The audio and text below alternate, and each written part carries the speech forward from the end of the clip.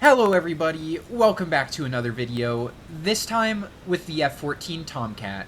But before we get right into things, I just want to thank you guys. I'm getting really close to 500 subscribers, and for everyone who's going to see me to that milestone, you guys mean the world to me. It's what inspires me to keep making videos, and everyone that I've met in the Discord has been really nice. I love meeting all of you. Now let's get back into things. For those of you who don't know, the Tomcat has some of the highest fuel consumption in the game when it's afterburning. This is why you see me cruising around on dry thrust at the beginning of the game. The thing is, the difference between going Mach 0.95 and going Mach 1.1 on the deck doesn't really mean much in terms of gameplay. So I would rather take a smaller fuel load and be a little bit lighter, and just cruise around at the beginning of the match, instead of afterburning the whole time and taking max fuel, and end up ripping myself because my wings are a little too heavy with fuel going into a turn. You can see me take the not fumble with the radar challenge, which is very hard. The Tomcat has a pretty strong radar, but I don't know if this is just me or if other people feel this way, but it feels kinda clunky to use. I launched an AIM-7F at this Mirage, which got buffed this update, making it an extremely deadly missile. If you don't know the specific tactics of dodging radar missiles, there's a big chance that you'll just straight up die to this thing. I also end up getting a gun kill here, which is pretty nice and rare for top tier. Now, this is a situation you might find yourself in sometimes. You get a radar lock on somebody, and with the superior ability of your AIM-7Fs, you have the range to reach out pretty far and touch them. The only problem is if somebody 180 turns around for you, exposing them to your team, just to get their one kill on you. I kill this Harrier here, and I turn in for this Su-22, because he's my next victim. He also is going to die to the AIM-7F, but I look behind me and can't flare the AIM-9L in time. So how do you dodge close-range radar missiles? Well, dear viewer, I'm glad you asked. My favorite strategy is to just fly like 100 meters off the ground. Most of the time, when you do this, radar missiles will decide to slam dunk themselves into the ground. I lock this Mirage for an easy kill. I feel like this gets overshadowed a lot of the time now that the AIM-54 Phoenix is in the game, but before it was added, the AIM-7F was the longest range missile in the game. It has a really long burn time, and you can hit these like 20-kilometer shots. I don't want to say consistently, but they can happen. I got him in a normal tracking lock because if he was in pulse Doppler, he could just turn 90 degrees and easily notch this missile. However, I felt like I had greater odds hitting them if I just had normal tracking and just hoped he didn't have chaff, which ended up happening. A lot of times, because the bore sight on the ACM mode has such a short range, only 9 kilometers, I'll just set the normal pulse Doppler tracking mode to its narrowest scan angle to help find targets a little bit farther out. It was especially helpful in finding this guy, who unfortunately notched the first missile, but he turns back in, and he's gonna fall prey to this second AIM-7. There isn't much he can do here. I spray a little bit with the gun, but sometimes you'll find is that all it takes is some light wiggling at full wing sweep to shear your wings off. He compliments me in chat for having such a clean wing rip, and like the respectful Tomcat player that I am, all I can reply with is thank you. Now, this is the main problem I faced when making this video.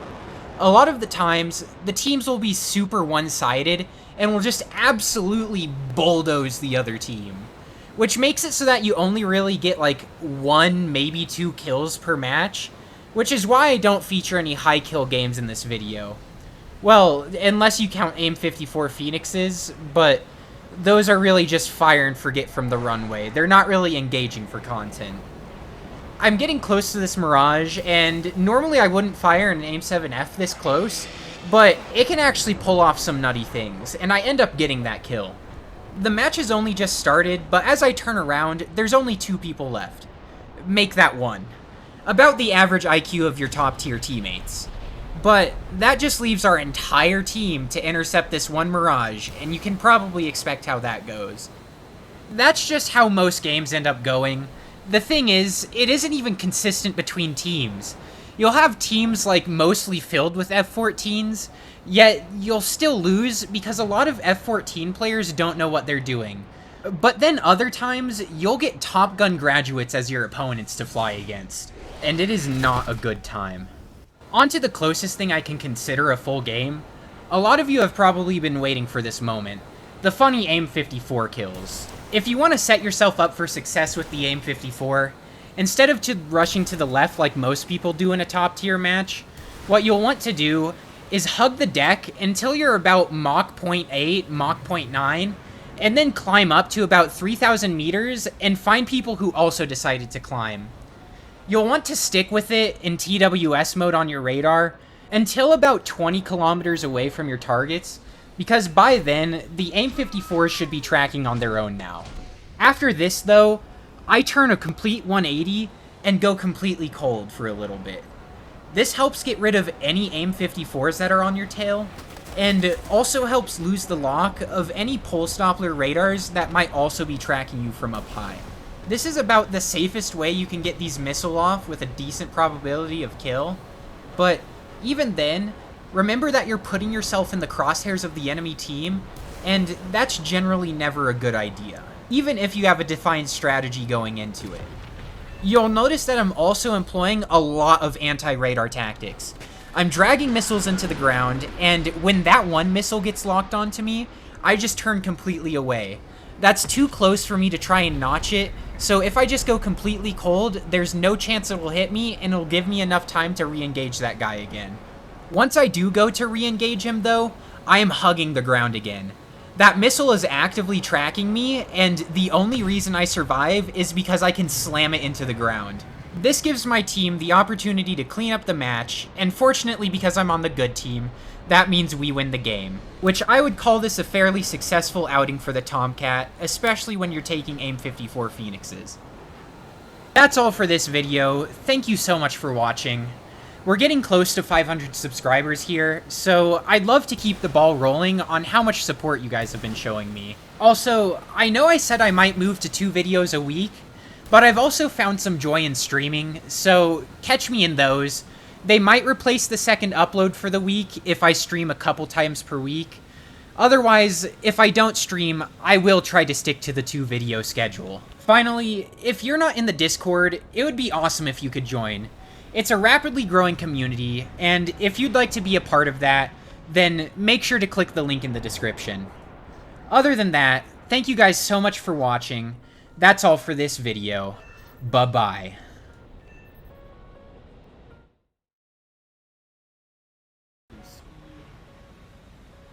Dive down.